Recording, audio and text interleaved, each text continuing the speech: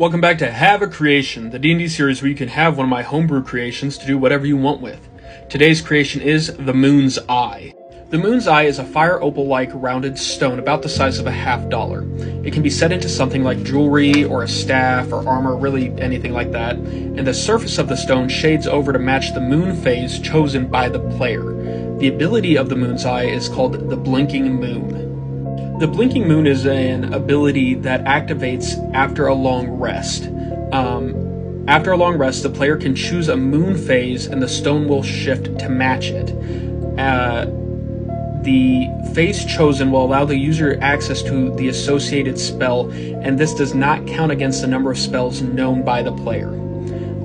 They can cast the spell once at level 1 without using a spell slot per long rest, and can cast the spell normally at level 1 or higher after that. So after they use the first level free casting, they can cast it at a higher level or at level 1 normally, following their own class's spellcasting rules. The castings follow all time, concentration, and component-based requirements for the spell. And all this recharges with each long rest. Choosing Full Moon will grant the user access to Magnify Gravity. Gibbous Moon will grant them access to Bless. Half Moon will grant access to Sleep. Crescent Moon will grant access to Disguise Self.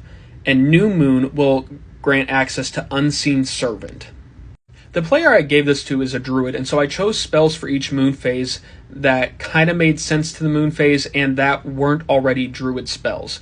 Obviously, if you give this to another spellcaster, you could change those to include a druid spell or just change them around however you see fit. But it gives a lot more versatility to spellcasters to have access to other classes' spells, even just slightly.